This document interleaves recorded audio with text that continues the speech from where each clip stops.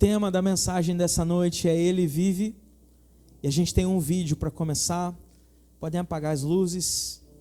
A mídia já está a postos. Queria que você prestasse bastante atenção nessa mensagem.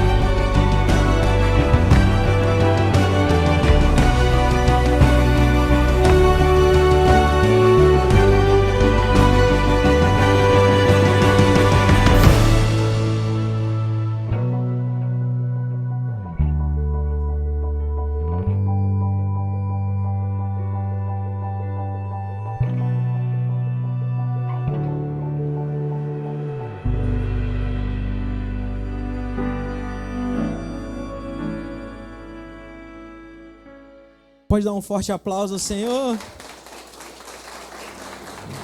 Aleluia. Lucas capítulo 24, versos 6 e 7, vai dizer assim: Ele não está aqui, ressuscitou.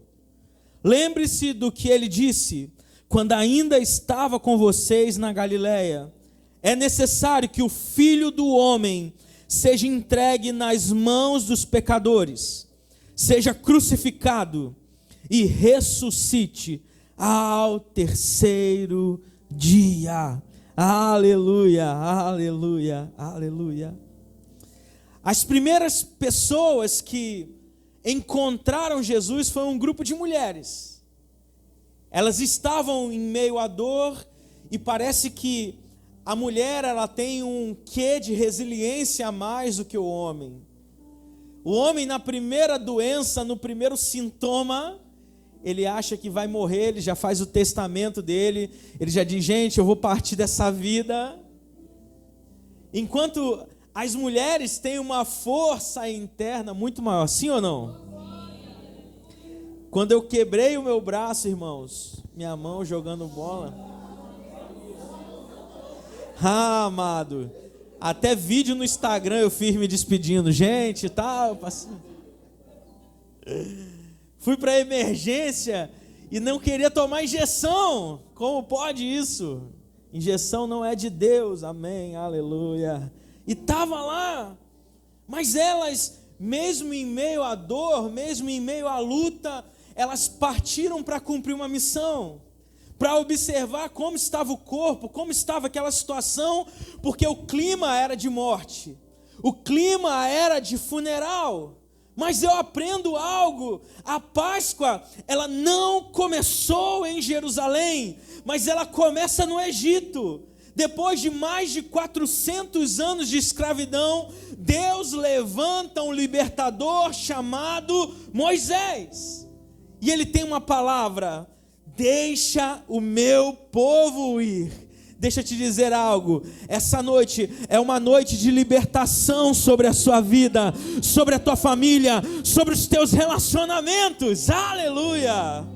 A mesma palavra liberada para o povo de Israel, cativo, é a palavra de Deus sobre a sua vida hoje. Deixa o meu povo ir, há uma liberação do céu sobre você. Faraó, ele endurece o coração, então Deus envia juízo, Deus envia pragas, e a última praga seria definitiva. Diz Êxodo 12:12, naquela mesma noite, passarei pelo Egito e matarei todos os primogênitos. É uma sentença de morte, é um final em si, não há saída, não há solução, até que o próprio Deus, ele libera um escape, um cordeiro sem defeito, morto no lugar do primogênito. Então vemos o sangue sendo aspergido na porta da casa, na porta da residência, e quando o anjo da morte ele passasse, ele veria o sangue e passaria por cima. Isso é a Páscoa, é passar, é substituição, é livramento, é redenção. Mas aquilo, irmãos, seria só uma sombra, porque séculos depois, João Batista, ele olha para Jesus e declara: vejam, eis o Cordeiro de Deus que tira o pecado do mundo. Jesus, ele morre exatamente na Páscoa, porque ele é o cumprimento. O sangue não está mais no umbral da porta, não está mais na casa, está dentro, disponível ao nosso coração. E Lucas 24 é o clímax dessa história. O túmulo está vazio e o céu declara, junto com a igreja do Senhor: Ele está vivo, Ele vive, Ele ressuscitou, Ele não está mais entre os mortos. Aleluia! E eu queria pensar com você nessa noite sobre 3 coisas que aprendemos sobre a Páscoa e que aprendemos nesse texto que é tão importante para a nossa caminhada. A primeira coisa foi necessário que o Filho do Homem fosse entregue nas mãos de homens pecadores. Deixa eu te dizer algo, não foi um acidente, não foi uma falha. Lá no Éden, o plano já estava concreto.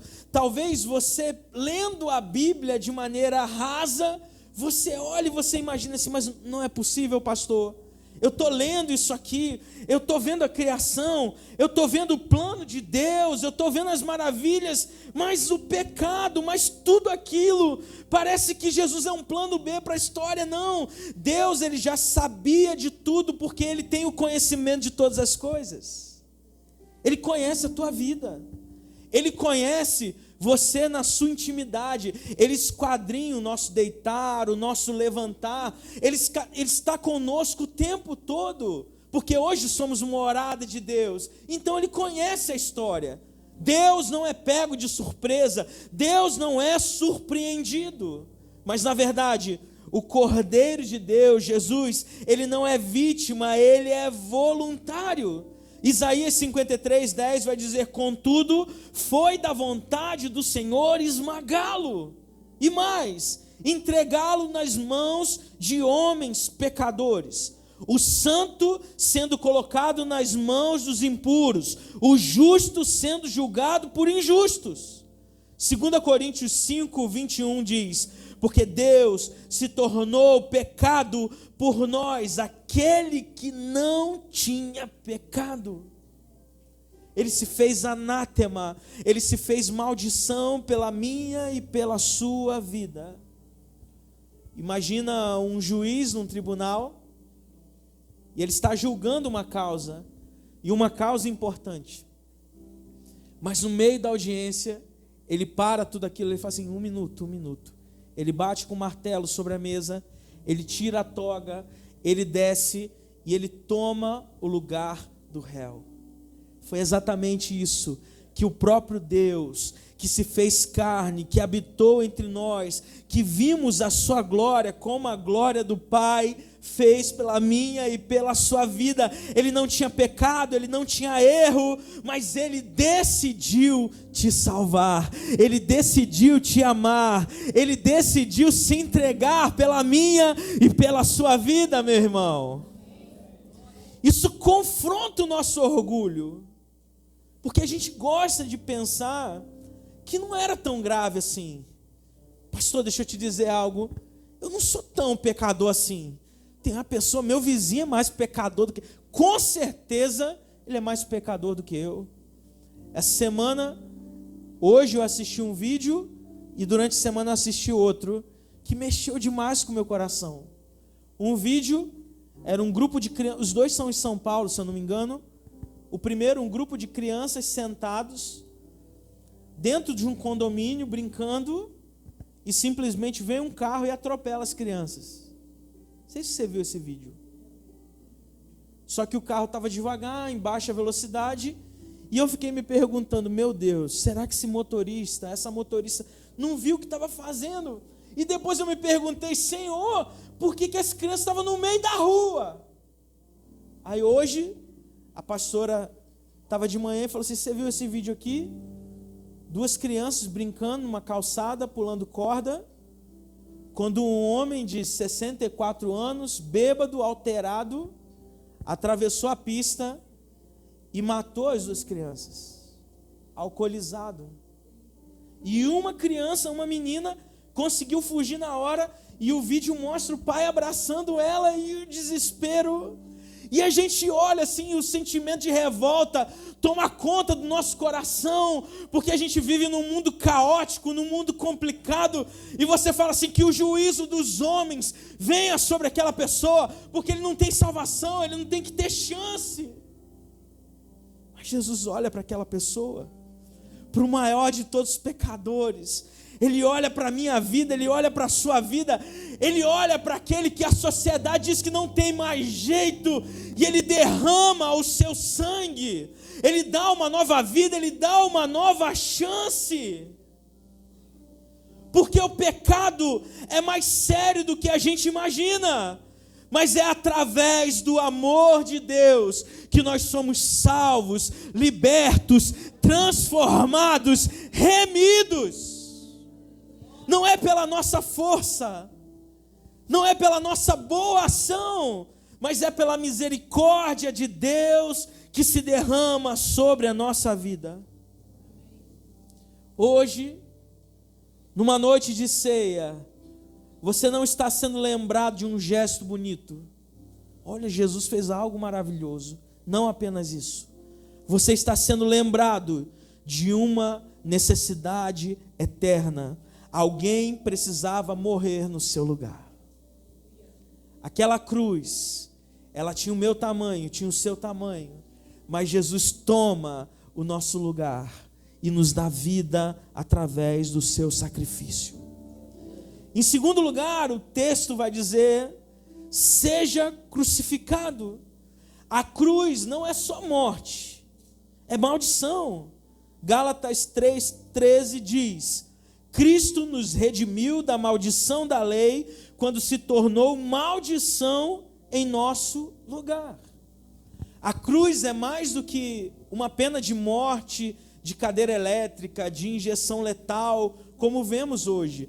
A cruz era um pêndulo, era um símbolo, onde os homens eram crucificados e expostos para a sociedade. Então todo mundo que passava pelo Gólgota, todo mundo que passava pelo caminho, todo mundo que entrava na cidade, porque a crucificação era fora da cidade, enxergava ali um criminoso, um bandido. Então era rejeição total, era exposição pública, era sofrimento físico, emocional, espiritual. Na cruz, Jesus não só morreu, mas ele carregou a culpa, a vergonha, a condenação. A cruz, gente, era um outdoor romano dizendo, isso é o que o pecador merece. Mas ali, o nome que deveria estar naquele lugar era o nosso. Eu imagino quantas vezes, e eu pensei em fazer isso alguns dias atrás, eu passei em frente de uma igrejinha bem pequena, próxima à minha casa, e eu fiquei olhando assim, falei, quando que é o culto aqui? Eu vou à paisana, botar uma roupa tranquila, vou lá, ficar sentadinho no último lugar, para ouvir a palavra, para ouvir um hino da harpa, para olhar o que está acontecendo. Mas quantas vezes nós nos sentimos bloqueados a estar nesse ambiente por conta da acusação do diabo sobre o nosso pecado, dizendo assim, mas você vai fazer o que na igreja? Você não muda de vida. Você vai fazer o que na igreja? Você não é digno. Mas você vai fazer o que na igreja? Isso não é para você. A sua vida é outra. O que você gosta é outro. Você não muda nunca. E a gente convive com a vergonha, com a dor, com a tentativa de sair daquele ambiente, das prisões que amarram a nossa vida. Tem muita gente que chega aqui vivendo debaixo de culpa que Jesus já carregou. Tem gente vivendo preso a coisas que já foram pagas. A cruz, ela não foi parcial, mas ela é suficiente para minha e para a sua vida. Você pode erguer bem alta a sua mão e repetir comigo, diga assim, a cruz é suficiente. Diga, a cruz é suficiente sobre a minha vida. O preço já foi pago, amado. O preço já foi pago. Na ceia, o pão e o cálice, o vinho, eles não são símbolos de derrota, mas eles são lembranças de que a dívida foi quitada e você não precisa mais viver como escravo. Às vezes, quando a prosperidade está grande sobre a nossa vida, aleluia, e alguém fala assim, vamos lanchar ali, pastor. E aí tem uma disputa de quem vai primeiro pagar a conta, amém? Aí vai, quanto que deu no cartão? Passa tudo, não, divide aí, paga a minha parte. É bom demais quando isso acontece, gente. Você vai lá, passa o cartão, eu estou esperando o Anderson me abençoar, aleluia. Tairone foi contratado, agora ele é CLT, amém? Trabalhando de domingo a domingo, aleluia. Eu estou contando os dias para o primeiro pagamento dele. Que ele falou assim, pastor, quando eu receber eu vou pagar uma pizza. Eu falei, aleluia. Deus, usa o teu filho, pai. É bom demais. E você não tem o controle. Por mais que você queira fazer algo, já foi feito. A cruz é esse símbolo. É o que Deus já fez por nós. E por fim, terceiro e último lugar. No terceiro dia, ele ressuscitou, amém? No terceiro dia, ele ressuscitou. Aqui é o centro de tudo. Sem ressurreição, não existe evangelho. Quer que eu prove aqui? 1 Coríntios 15, 17. Se Cristo não ressuscitou, é inútil a fé que vocês têm. Você pode visitar o túmulo de grandes homens de fé pelo mundo. Você vai no túmulo de Maomé, você vai no túmulo do apóstolo Pedro, você vai no túmulo de tantos outros. Mas quando você chega diante do túmulo de Jesus, ele está vazio, ele é só um símbolo, porque Jesus não está mais lá, ele ressuscitou e voltou aos céus. A ressurreição é a validação do sacrifício. É Deus dizendo, está consumado, foi aceito, a morte não venceu, o inferno não segurou, a pedra não foi capaz de impedir. A cruz é a conta sendo paga, a ressurreição é o recibo, pago, quitado, resolvido. Porque eu olho para Jesus e eu me faço a pergunta que o apóstolo Paulo fez: Onde está a morte, o teu aguilhão? Onde está a morte, a tua vitória? Tragada foi a morte pela vitória no santo sangue de Jesus, no nome de Jesus. Ele é o último cordeiro, não há mais sacrifício, não há mais derramamento de sangue, porque Ele se entregou por nós. O melhor de Deus se entregou por nós.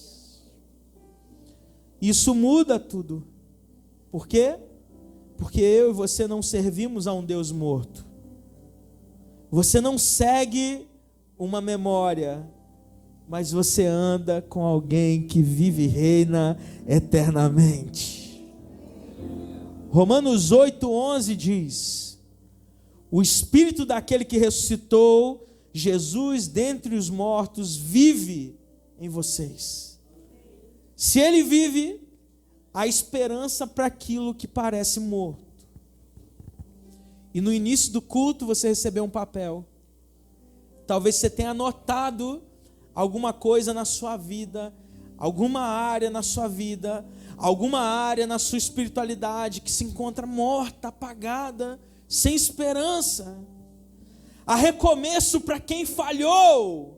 E como nós criamos expectativas. A gente começa coisas, a gente trabalha, mas quando a gente falha no meio do caminho, a gente se sente incapaz, imóvel. A vida onde só havia culpa. Então Jesus, Ele muda todo o nosso contexto. É como se Ele mudasse a sua geografia, é como se Ele mudasse o seu coração, é como se Ele te transferisse de uma ala para outra, de um hospital, é como se Ele te desse alta, é como se Ele falasse assim para você: ei, voa, faz aquilo que eu te chamei para fazer.